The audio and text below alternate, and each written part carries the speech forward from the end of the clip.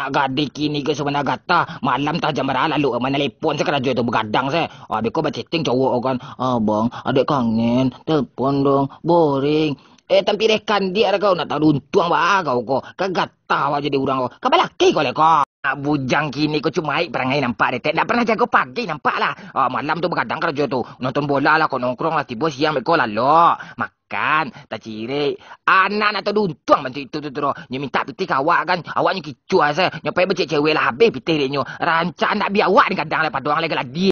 Anak gadis kini kau prioritas hidup diet ke diet tu. Bertahan makan tu kurih badan dia bentuk tonggak listrik lah badan tu dia. Yang kecilnya mah aku takut nanti enggak ada yang mau. Ulah lidir kau itu lo kau pikir kan ada laki-laki tu nyon antai. Nah jadi waktu sehat leler kau makan salah satu alah because saya sakit kau baru menyasar kau. Cari etek kau leler kau. Gadis kini ke sebenarnya ilih nampak detik banyak nampak kak. Senang bana mendengar kata-kata Rian gombal tu dari laki-laki tu. Jadi nyo kena kicua. Aku tak bisa hidup tanpamu. Mati sila kalau makan lah cinta tu. Kau kunyah cinta tu. Kau keselamat kalau cinta tu. Baik bana lah garundang atau duntuang bakau kau.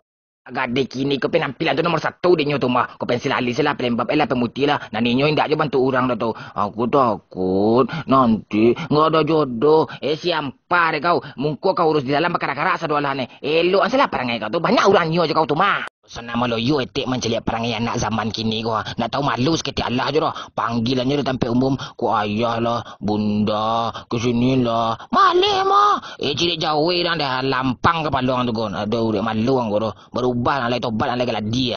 Anak gadis kini ku anak gadis duraku banyak nampak detek. Ndak mau menengah kecil orang tua lah. Disuruh kuliah, cari kerja. Dia indak dia nyuruh. Aku pengen beralek, cari laki agar bahagia. Kerampang baru ada kau. Kecil serok belaki itu kau tahu. Beranak kau besok dia tinggalnya kau tu mah. Leh kau tahu. Anak gadis kini kau meningkik-ningkik perangai nampak detek. Tinggi dia ruak berbotol lah. Lah dua pil lama minta lope baru tu. Aku mau yang ini. Maunya pun 7.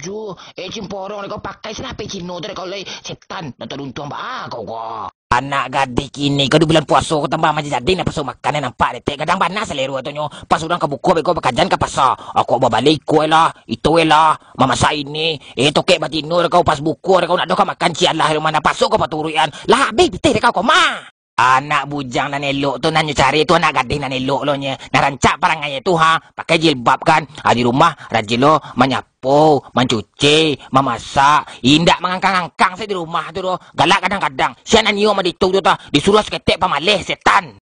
Yo sebenarnya mangka kalau ngetik dan nak gadis gini kau tujuan hidup bah laki-laki suku jenyo saya tu menggaya malala pai shopping itu saya paduk hidup cieknya nak ada lain tu kau tolong ni orang kaya di rumah memasak kayak rancak dah boleh pandai lo nyo memasak tapi nyo kau bawa laki kecilnya tapi nak pandai masak malu nama orang alah mah di rumah selalu beraja masak boleh capek kau dapat laki gerunda.